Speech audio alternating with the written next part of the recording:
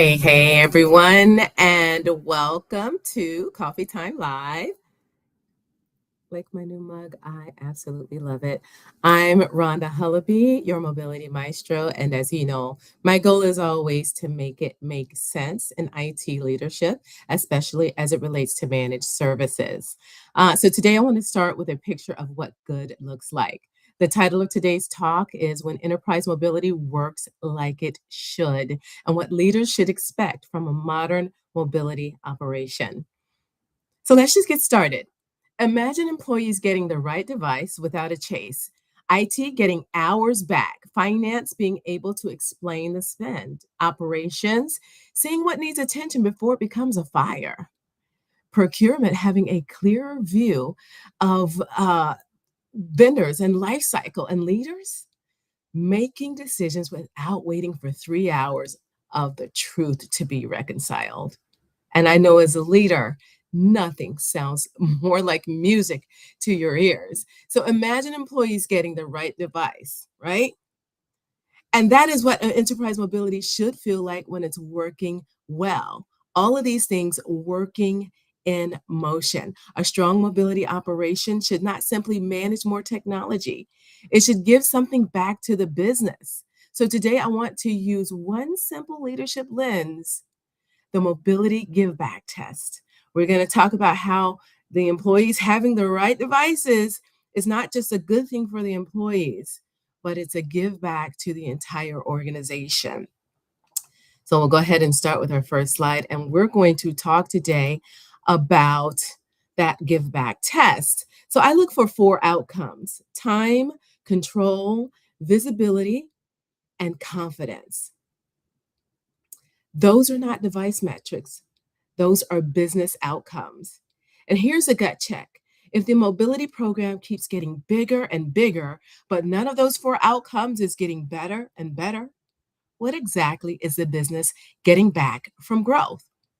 Scale can make an environment bigger without making it better, especially if that environment wasn't working so well to begin with. It'll just make more of the same. So, as we go through these four outcomes, I want you to keep one question in your head. Which one is the hardest one for your organization to prove with confidence? So, let's talk a little bit about the capacity gap. The first give back is time. And I want to frame time as a capacity issue, not a convenience issue. So Microsoft's 2025 Work Trend Index found that 50%, 53% of leaders say productivity needs to increase, while 80% of global workforce says don't have enough time or energy to do the work they already have. So there's a gap somewhere. And that's a pretty important gap. Now, think about mobility inside that environment. You got someone checking inventory, someone's chasing a return, someone's validating whether a line should still be active, someone is matching a bill to another report, and someone is trying to figure out who owns the next step.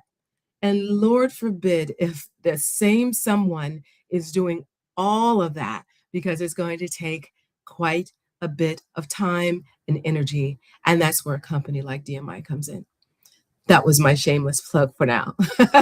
So none of those activities sounds dramatic by itself, but across thousands of users and devices, they become capacity. And that's why one of my favorite questions about automation is not how much can we automate? Because you can automate anything, whether it's good or bad, and it's just going to be better or worse, right?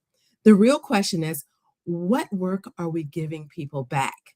Automation should remove repeat work. Clear ownership should reduce chasing. Trusted information should reduce reconciliation. And earlier signals should reduce preventable fires. Isn't that what we're here for? Isn't that the goal, right? When mobility works well, it gives capacity back to the people who are running the business. So I want to talk a little bit now about the capacity gap. So 53% of leaders say productivity needs to increase, while 83% of the workforce says they lack enough time or energy to do the work, right? We talked about that the previous slide. So when we remove unnecessary mobility friction, we're not just making the process nicer, we're returning capacity to the business. And if your mobility environment is more automated than it was a year ago, but the same people are still chasing the same expectations, That's worth paying attention to. I'm gonna pause right there for a minute. Actually, I'm going to repeat that.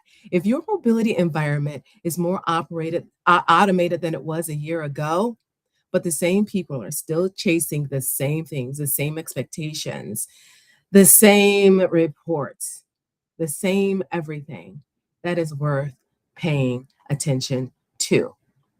Okay. So the second give back is control, especially cost control. And cost control is bigger than cost cutting. They are not the same. Cost control means you explain what you have, what it costs, and whether it's still creating value.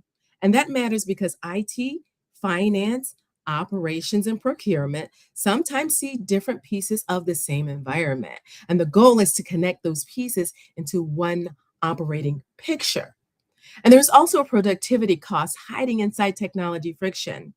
One 2025 digital employee experience study reported an average of 6.3 technology interruptions per month, 3.6 technology problems plus 2.7 mandatory security update interruptions.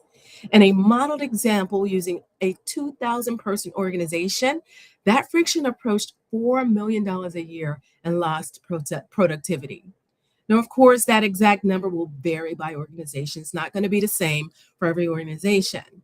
The leadership point is the same though. Small interruptions become material when they scale. So the executive question is not simply can we spend less? It's can we explain the spend and the friction well enough to know what should stay, what should change, and where clear value may be leaking. You don't need another spreadsheet for that. You need a clear operating picture. All right, let's talk a little bit about cost control versus cost cutting. Three questions tell me a lot about control. Do we know what we have? Do we know what it costs? And do we know whether it's still creating value? If the answer requires multiple systems, manual reconciliation, or several people before anyone is comfortable with the number, that is information about the operating model, not just the bill. Again, I repeat, the operating model is something that you might want to consider addressing, digging into at that point. So the third give back is visibility. But this is where I want to make a distinction between that has become important in my work. The distinction is between visibility and control. Visibility is not control. A dashboard can tell you that something happened, but that does not mean the organization knows who owns the response, what decisions should be made, or how quickly action should be taken, right? That is the space between visibility and governance. Good visibility shows the signal, but governance creates the response. What rules do you have in place for that particular scenario? So when somebody tells me we have a dashboard for that, the next question I care about is what happens when the dashboard tells you something wrong? What governance do you have in place for that? If the answer still depends on somebody chasing people, reconciling information, or figuring out ownership, the organization may have visibility without control. Visibility is great, but you gotta have control. So publicly, I keep that leadership test very simple. See the signal, know the owner, know the next action. The deeper design of decision rights, workflows, governance, and accountability is where the diagnostic work begins. All right, let's go ahead to the next slide and talk a little bit more about how visibility is not control. The tension is the space between visibility and governance. It really, really is. Visibility shows the signal. Governance gives the signal an owner and a next action. That's how visibility starts becoming control. Again, the tension is the space between visibility and governance. Right? We won't beat a dead horse on that. Let's talk about the real shift. The fourth give back is confidence. And this is where the AI and automation conversation gets especially important. The opportunity is not simply to react faster, the opportunity is to act earlier. Gartner predicts that by 2028, at least 15% of day to day work decisions will be made autonomously through agentic AI, up from 0% in 2024. That's huge, especially because from 2024 and beyond, behind us, 2024 and earlier, there was no agentic AI involved. So to be at 15% 4 years later is huge. Think about what that means from an operating environment. As technology becomes more capable of taking action, the quality of the environment underneath the automation matters even more. Who owns the decision? Is the information trustworthy? Are the rules clear? Is the signal accurate? Imagine seeing unusual usage before it becomes another month of unnecessary costs, right? Imagine recognizing a device health pattern before it becomes an employee productivity problem costing money to your organization. Imagine knowing a life cycle event is coming before somebody has to chase it. Again, there's a cost related to that. And that changes the operating model from something happened to now what? I'm sorry, from something happened now what to we can see what's developing and what we should do next. Isn't that where we want to be?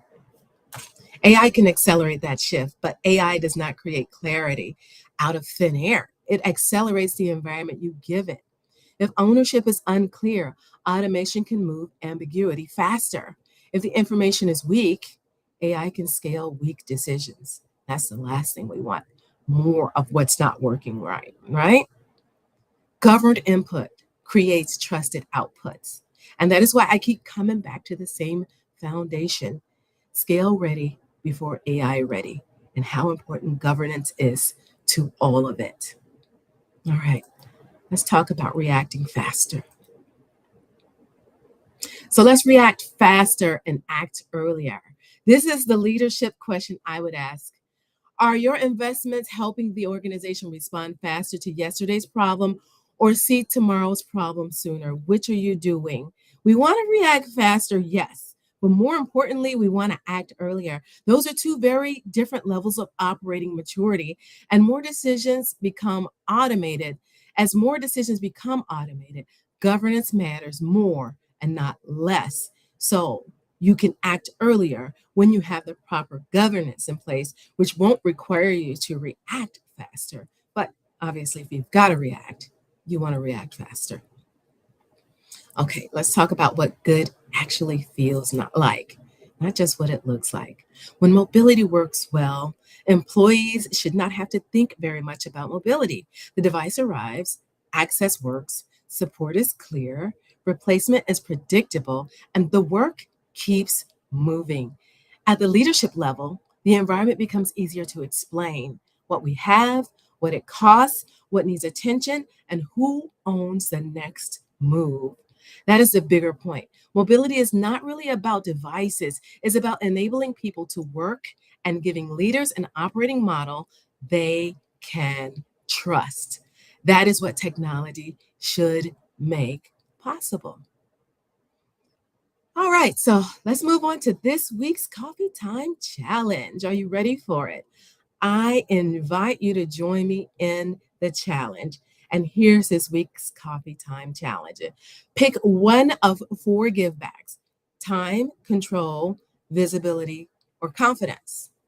Then ask yourself one question: how quickly can we prove that mobility is giving us more of it?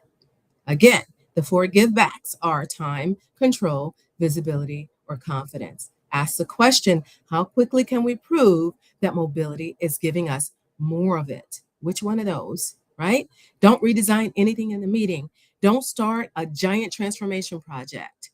Just notice where the answer is slow, disputed, or dependent on manual work.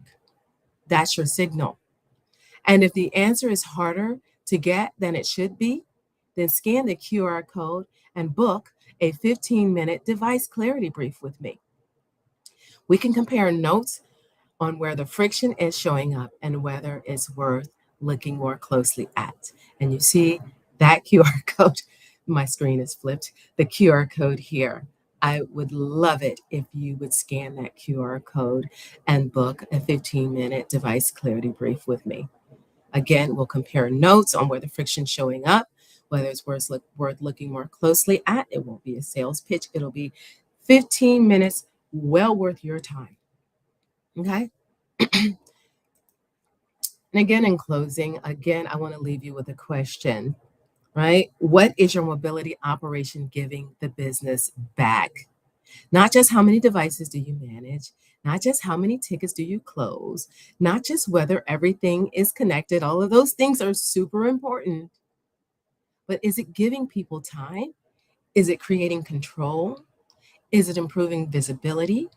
Is it helping leaders act with greater confidence? Because that is what good looks like. The goal is not simply to manage technology. The goal is to build an operating model that makes technology easier to manage and business easier to run. Technology should reduce complexity, not create it. Visibility drives confidence. Clarity creates confidence. Thank you for joining me for another Coffee Time Live. Sips up. Really appreciate you. See you next week at 11:30 Eastern.